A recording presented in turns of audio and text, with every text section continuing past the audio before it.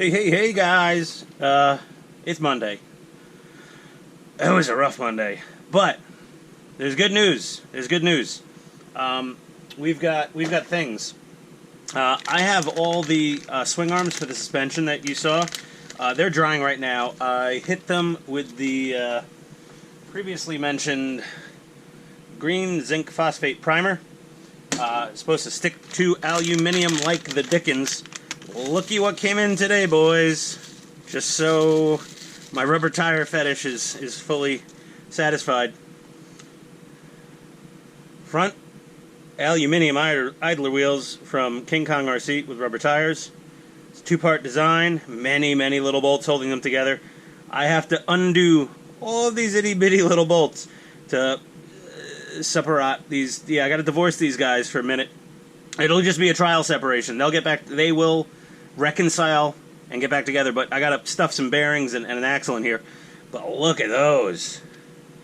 Those are pretty damn slick, I gotta say. I was just sitting in them at my desk today and just kept touching them, and I like peel the rubber tire off, and I'm like, oh, it's nice, and pop the rubber tire back on. I'm like, oh, rubber tires. Super sweet. So I took a stop over to the fine folks at Granger Industrial Supply, and they didn't have exactly what I was looking for, because they don't do a lot of M3 stuff, but I found M3 by 8s. Yeah, they're Phillips, but they'll get painted.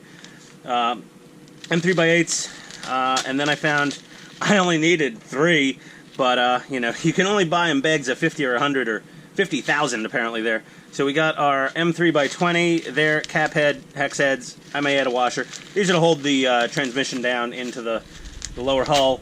I got some way overpriced heat shrink tubing, just because you can never have enough. And the nice guys there were kind enough to give me a lovely little Makita beer cozy. This is great. Look, it's got pictures of a lot of tools that I have on it. It's really cool. I was just sitting there and I was like, oh, it's cool. And he's like, you want it? I'm like, you know I want it. And I'm not a shill or anything, but I love my Makita LXTs.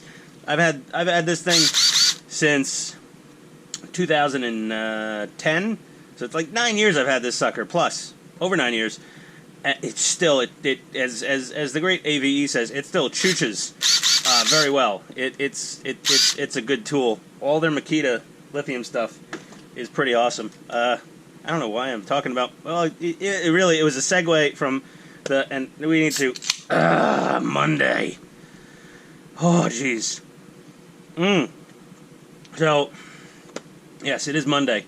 We have many screws. I got enough here to do 20 tanks. If anybody orders the King Kong stuff and they need a bunch of these screws, you cover the postage. I'll throw them in the mail for you. I don't care. I'm gonna have like 40 something left over probably. So last night we left off with the transmission being done, and today many road wheels, 14 road wheels, and then the idlers, and getting bushings and grease. I'm just doing bearings, so sans grease, or probably almost no grease. And we got this little idler arm doohickey, the little brass guy we got the upgrade for. Those are all being primed, all those swing arms. They're drying right now. So I'm going to start building road wheels with, I guess I could put the tires on them for now, and then I'll peel them back off. But yeah, I'm going to get started on that, and some little suspension guys, quite in frame. Good video skills there, Ian. Way to go, champ. Don't quit your day job. We'll get all the road wheels done. We'll get this done. I forgot. I gotta prime these out. No, I don't. I'm gonna bolt these on. I'm gonna paint them in situ once they're on the chassis. I'm gonna get a lot of stuff onto that lower hull because I have a lot of aluminum bits going on there. I'm just gonna bolt everything on, prime the thing as a whole, basically, just like they would do in the military factories. And they don't paint all these things individually and then carefully assemble them. They just put it all together and just hit it with the paint. So yeah, those are really, oh man, these were a bright spot to an otherwise gloomy day. But yeah, there you go. And my lunch was no bonus either. I mean, a not too unhealthy sandwich from the supermarket. Ugh. And then I found out, I'm driving to the supermarket to go get lunch today, and I said, eat healthy. Eat healthy. You know, get a half sandwich at the supermarket. Don't go crazy with the cheese or the condiments, the mayonnaise specifically. But okay. And I'm driving past Wendy's, and I'm like, oh, I would so go to Wendy's. But those soul-sucking monsters stopped selling the spicy chicken nuggets. I don't know if everybody's had. I'm not a fast food connoisseur. I know, kind of. If you saw me, you'd be like, you get around. Well, you're just round. The spicy chicken nuggets are amazing. They're back. Twitter exploded. Wendy's has the spicy chicken nuggets again. We're definitely hitting that up this week. I need my spicy chicken nugget fix. I haven't had them in God knows how long. I basically boycotted and don't go there anymore because the last time I went there, I said, I'll have the little meal deal with spicy nuggets. Like, oh, sorry, sir, there's no more spicy nuggets. What do you mean there's no more spicy nuggets? Did the spicy nugget factory explode? Are there deaths involved? What happened? Was there an earthquake in Spicy Nugget Land? No, we just stopped. They're not on the menu anymore, sir. Oh, my. Seriously? I'm so happy spicy nuggets are back. If it was a ploy, it worked. You know, like the McRib from McDonald's comes and goes and comes and goes. And whenever it comes, it's McRib frenzy. And it's the worst damn thing you've ever eaten. It is atrocious, in my opinion. Don't flame me. Sorry, I don't like the McRib. But those spicy nuggets at Wendy's. I had the spicy nuggets at Burger King. They seemed to jump on the opportunity at the lack of spicy nuggets at one of their competitors. And they were giving you like 10 spicy nuggets for $1. I know they were losing money on these things, or they were full of horse meat and cat food or something. And they're okay, but they weren't as good as the Wendy's spicy nuggets. So, oh, but I digress. Somebody actually mentioned all my digressing and still following along and it all making sense. The spicy nuggets have absolutely nothing to do with this tank unless my brain comes up with some miracle segue to tie them in somehow. But, whatever. I'm going to build wheels. I'll be right back. You're going to get some gratification. You'll see stuff put together. Okay. BRB. Oh boy. Yeah, my decision to listen to period correct music. That's an interesting. We are the youth of a nation. I don't know. Yeah, you know, that's what the youth of the nation were listening to back in the early 2000s. So here's one of the little rubber tires. Thankfully, yeah, they just pop right out. I think when I mentioned cutting them out, I think it was like Andy's Hobby Headquarters when he was building the Jägermeister Panther, the Jagged Panther. He was like cutting them out with an X-Acto. I don't know if he was just being Andy, or he didn't. Maybe they could just rip out and he didn't realize it. Either way, I got 13 of the 14 road wheels built. I'm gonna do one for you guys. So you have the outer road wheel, okay, and we just throw one of our little tiny bearings or bushings if you're slumming it. Then we throw our little axle in there, and we throw on another bearing. Unless, like I said before, there we go. And we got 4 itty-bitty little screws. Again, these are self-tappers. They're pretty petite, and they're going into ABS. A strongish plastic, but not the strongest plastic. I mean, if these things were like polycarbonate or something, that'd be badass. It'd also be very expensive. We have a itty little bitty, power bit for this, and basically let it skip at the end. Don't push down so hard, because they'll just start spinning in their holes, and then you've stripped it. At that point, if we want to get fancy, we can go snap a rubber tire on here. Okay. We can snap one rubber tire on. We can go snap another rubber tire on. And then we don't have to sand all the little spur marks as long as you use the nice Tamiya flat cutters. Then we need... Oh my god, my lighting is so... Oh no! Oh, the whole rig's moving! Hold on, guys. It's like Deepwater Horizon over here. Okay, so we got the little cappy cap that goes on here. It's got a little pin to index it. There's a... My lighting wasn't so freaking terrible. There is a indexing pin. So it's ABS to ABS. So I'm just using a little bit of CA glue here. And I want to not line up the pin and just spin the cap into place until the pin clicks in to its home, and there we go. That is one complete road wheel. And we got bearings, so they spin very nice. I didn't do sealed bearings, I just do shielded. I'm not mud bogging again, like I've said it in other videos. You guys know my style, you know how I roll. I roll pretty clean. Yeah. NYPD be saying they're gonna catch me riding dirty. I don't know about, I'm singing that song all wrong. I'm gonna insult the poor guy. Catchy song. So I got my swing arms drying out of frame. Now I went to go do a trial separation of the relationship between the inner and outer part of this idler wheel, and these are actual little nuts with little hex heads on them. And I went in and I got my micro bit set. This is 4-2 fix, tiny computers, laptops, and smartphones and the like.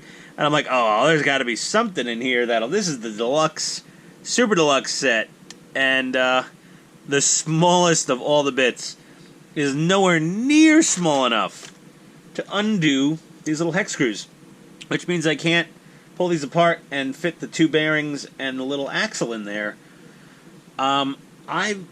There's parts runs and then there's tool runs for microscopically sized things. I am going again. King-kong-rc. You make absolutely beautiful upgrade parts here. I mean, these are gorgeous. They make a road wheel set for the M26 Pershing. I've seen it on the forums. A guy bought them. They're friggin' amazing. And then after building all these ABS wheels with all the little screws, I was almost like, damn. You know, if I had to spare $100-something to blow right now, I would have just got their aluminum road wheels too. Damn it, their stuff's so nice, but now we can't proceed with these idler wheels. We're kind of up SCHITTS's Creek. There's a TV show on Netflix called Schitt's Creek, spelled SCH. So I'm not saying the poo word, but yeah, I'm in the town. I'm living in the motel. I am the mayor of that creek. So yeah, we're dead ended with those. I'm gonna go get swing arms on these guys, and then maybe I'll build these little shocks. I don't know. Wait. Make 4 sets of D. Make 4 sets of B. That's intricate. That's a lot of work right there. Oy. Okay. Well, whatever. We'll get it. Well, yeah, something. And all that. Oh, I'm demoralized by these little itty bitty nuts that are too small for me to unnut. You know, you can unscrew a light bulb, guys, but you can't unscrew a really tiny nut when you don't have the right tool. You thought I was going somewhere else with that joke, didn't you? No, this was not about birth control. But there we are. Back to my emo, suicidal, weird early 2000s rock. These kids did not grow up with good parents. I'll tell you right now. Listen to most of this music. Yeah, they had rough childhoods or something. Or they didn't get the Super Nintendo 64 they wanted, and they just went a little overboard in their protesting of such a horrible atrocity done by their parents. So, yeah, let me go see if my swing arms are dry, and we'll get those bolted on, and then we can start on some shocks maybe. Alright? Be right back. Alright guys, I channeled my inner 80s MacGyver and A-Team skills that I learned watching so much TV. I determined that the nut heads on these little guys are 1.5 millimeter. And, you know, because I just lined them up with a little hex driver. And I was like, oh man, I started Googling 1.5 millimeter nut driver. And it's like, where the hell do I find this thing? And I'm looking, everything starts at 2.5 millimeter, including my precision toolkit from Micro Center. So I start thinking, and I go, well, what could I do? So I found a little cap head hex screw, 1.5 millimeter hole, and I put it on the nut, and I spun it, and it worked. So then I put a lock nut on the end of it and crazy glued it. Then I was using this little 4.5 millimeter nut driver to then spin that. That was okay for getting them out, but not for getting them in. So then what I found was a long set screw. Can we please focus, for God's sake? Found a fairly longer set screw, 1.5 millimeter. Put in my pin vise. Oh my God, we've got these wheels apart, and we are putting frickin' bearings with frickin' laser beams in their head. Well, we're putting frickin' bearings in here. And now, and this is like my more efficient route. Here we go. There we go. And you know, I mean, just like real life with lug nuts. Oh my God, honey, I'm in a really cool part here. I got. This is the second time I have declined her calls during a build video. I am not. She said come up at 8:30, but I had this epiphany. I've been hunting around building this little tool for probably the last half an hour, trying to figure it out. It's working a treat. We've now got a 1.5 millimeter nut driver. So it's like, yeah, you know, King Kong, guys, seriously, just include a long 1.5 millimeter set screw and just say, flip this over, put in pin vise, use to tighten and loosen the bolts. That's all, guys. Kingkong-rc. This part is like, I don't know, in bulk in China? God knows. It's like a penny a piece, a nickel, I don't know, a couple cents. It's a much added, oh, now she's texting me, you coming up, Groot wants bus. Oh, so I built one of those Tamiya, big yellow 6x6 RC buses, and I taped a pool noodle on the front of it, wrapped in gaffer tape, and that is my dog's new best friend. He loves playing with that fella. So now we're gonna, okay, and this is now the Kingkong-rc idler wheel with Tamiya normal shaft with ball bearings in it, and with the schumo-kits brass-ish idler arm, and it all fits together. Good news. It all works together. And we're just gonna tighten this little guy down here. I feel highly accomplished now for tonight. I wasted a lot of time. Well, this one doesn't spin so great. The other one spun a little better. I'll have to work on that. The schumo-kit, that one spins perfect. It's probably a slight difference in the casting of this brass, or I just over-tightened it, because brass is a fairly soft material. Oh yeah, there she goes. Not quite as good as this one. The Schumo little brass idler arms. I may look at DKLM-RC for idlers just in case. I don't know. These seem fine. I might just need to clearance something. Clearance. No, she works okay. She's fine. When you put pressure on it, it rolls very well. So, we're mixing aftermarket parts. You know, oh, there we go. When you mix aftermarket parts, in the engineering world, we call that stacking tolerances. I'm no engineer, but if an engineer hears that, I go, yeah, you're damn right we're stacking tolerances. You got an aftermarket thing from King Kong. You got an aftermarket thing from Schumo. You're adding bearings where there were bushings. You're mixing this and that. It wasn't engineered together by the same person. Everyone's taking their best guess and making their best measurements. You're right. But this is just fine. It's still leaps and bounds ahead of Heng Long in anything they do, even their metal aftermarket upgrades. I'm sorry, guys. Taigen, you're a little better than most over there at IMEX. You guys do a pretty decent job. I'm impressed with a lot of the stuff, but nobody does it like Tamiya does it. And then trying to match that quality with aftermarket. King Kong, kudos, guys. Bravo. Very nice. So now that we got that done, it's 8:30. They want to play with the bus. Let's at least see one of these guys put together. We've got...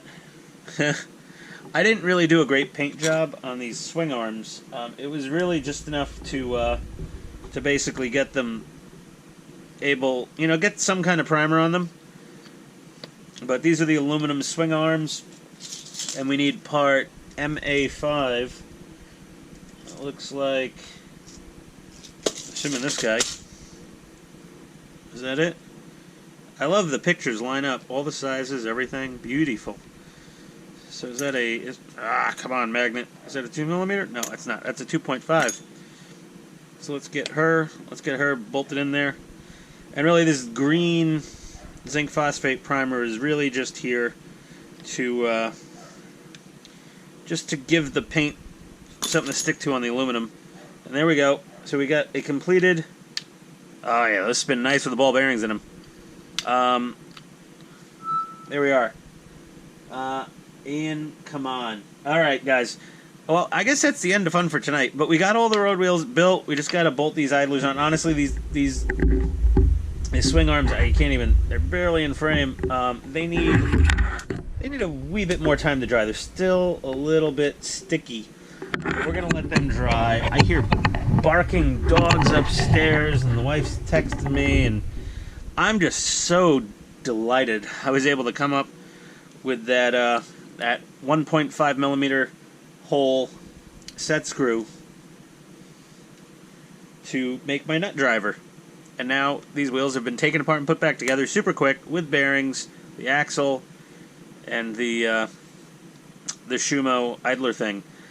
Great, fantastic. Okay, sorry we didn't get more done tonight, but again, that's why I like making 14-part videos. I don't get a whole lot done in each time because, especially with all the aftermarket stuff, I'm sometimes making friggin', combinations of tools to do a job that I never intended I'd have to do. That being said, I'm just about done with 2000s alt music for tonight.